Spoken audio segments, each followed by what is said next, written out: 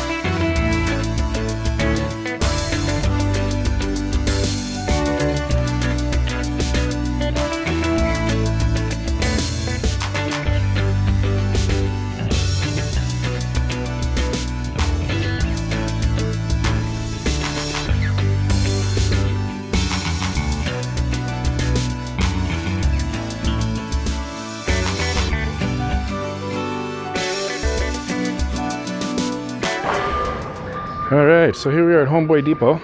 This is one option for you. Cedar shingles.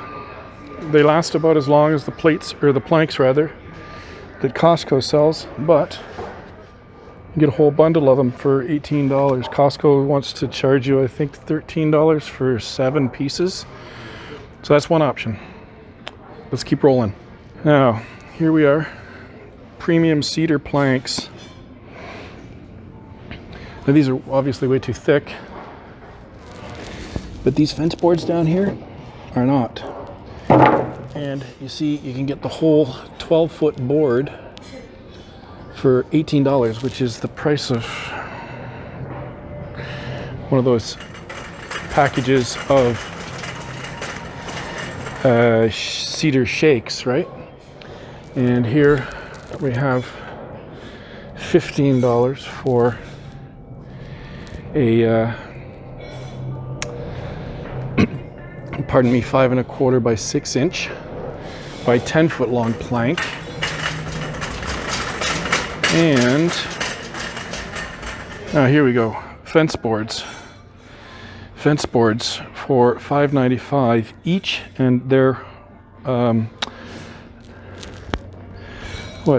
by 6 by 6. And these are 1 by 6 by 5 for $4.82.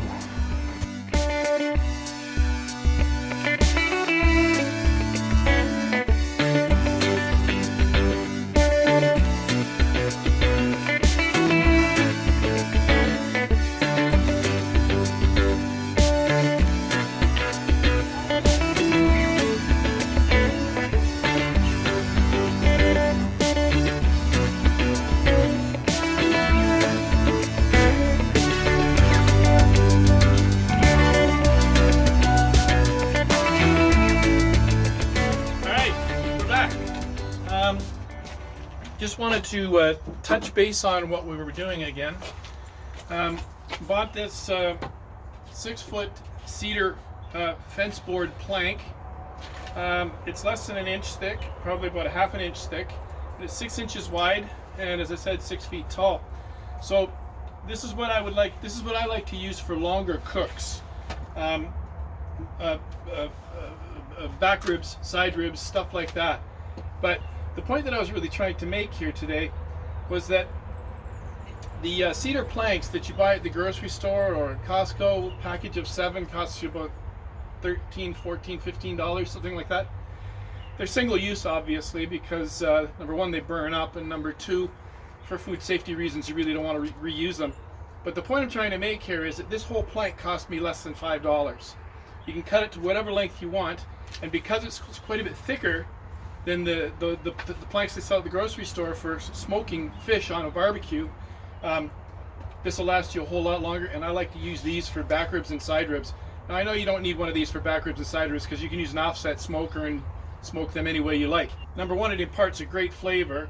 Number two, it's thicker so it doesn't burn up quite so fast. And if you've got a squirt bottle of water, which you should have anyway when you're doing this on a barbecue, then this will last you for a very long time. And it imparts a great flavor, as I said, into your pork ribs or pork back ribs or pork side ribs. Okay, now I also wanted to point out something else that I bought today. Put that down and bring this into the view. Okay, this is a bundle of Cedar shingles, right? Now I know they're in a wedge, but let me show you something. You get two that are roughly the same size and put them together like this, right? Roughly the same width. Put them together like this so the thickness is even. Soak them in your sink and you can do your fish on here. That whole bundle, which will last me probably a couple of years with the amount of fish that I smoke, that whole bundle will probably last me a couple of years, and it cost me $13 plus tax. So, I mean, I think the savings are obvious. I've got a piece of salmon that I'm going to do for dinner tonight, and I'm going to show you how to. I know a lot of people think that it's a sin to take the skin off of a piece of salmon. They like to cook it with it on it. I do sometimes, but for the purposes of this video, I also want to show you how to easily take that skin off of there. So come on back, folks. I'm going to get started on that and show you how to do that. Okay, let's go inside. Hey guys, welcome back. Okay, so as I promised, I have a nice piece of wild sockeye salmon here that has the skin on the back, that for the purposes of this video, I'm going to show you how to take that off. Although, like I said earlier, I know a lot of people consider that to be a sin. I don't always take it off. I don't always eat it, but I quite often leave it on when I'm cooking it and then just peel it off. It just falls off after the salmon is finished. Anyway, let's get started. What you need is a really, really flexible fillet knife, really flexible filleting knife. I went out to my tackle box in the garage and pulled this one out. I've used it many times and it works really, really well. All right, so let's, and also here's my Cedar. I got an interested dog at my feet here. Come on, you don't even like fish. Get out of here. Come on, baby. Like I showed you in the garage, I've got Cedar shakes here, Cedar shingles, two of them. They're actually a wedge cut, right? But if you put them back to back, left to right, it forms a thickness similar to the ones that you'd buy in a grocery store. And I'm just soaking them in water. And of course they want to float, so we've got to keep turning them. All right, let's get started. I make a little incision right here, and then I want to point something out to you first. I hope that this doesn't cause me any trouble, but because of the packaging that it was laying in, you can see these grooves here. I don't think that'll be a problem when I'm taking the skin off, but we may have to do this in two parts. All right, so I make a little groove here so I got something to hang on to, and then I lay the knife down like this, and with a bend like that, just start working it this way, right? And as you're working it, you can pick it up with your hand, with your fingers, like so.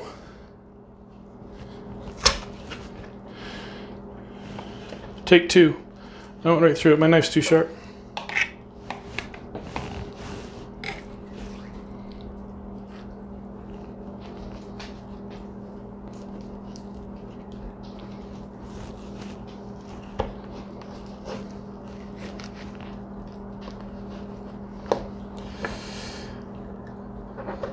You know, as I thought, the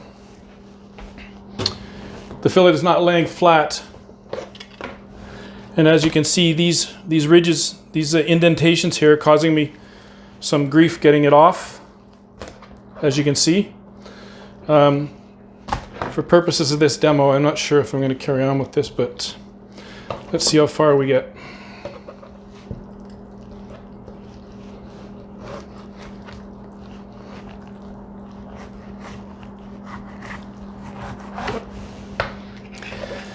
All right.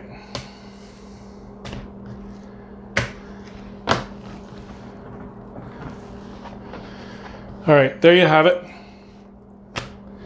One piece of skin. I did have a little issue with it right here just because of those ridges. I said you can see the indentations, but for the most part, that got the job done for the purposes of this video. Now the green stuff that you see on that's too bad. But the green stuff that you see on the back here is that's actually fat. It's not bad. It's just that's the fish fat. So we're gonna leave that all on there, and then we're gonna get my dinner going. So and it's gonna be going on these planks on the barbecue, and it'll be probably about 11 minutes total. And I'll bring you back for that. So stick around. Stay hungry, you guys. All right, so we are back. I'm losing daylight, but I hope we're okay. I've got my timer in my pocket. We're gonna go with 10 minutes because it's not a particularly big fillet, and I got my spray bottle.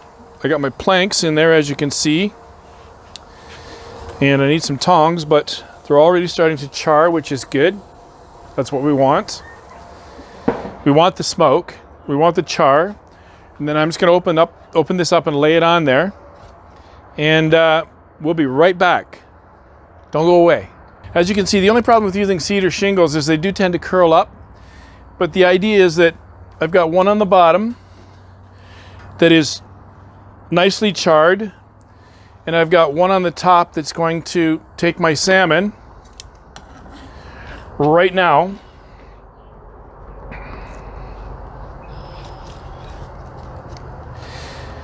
And just a post note, a PS, what you could do with this is lay slices of lemon all along here to put the salmon on top of.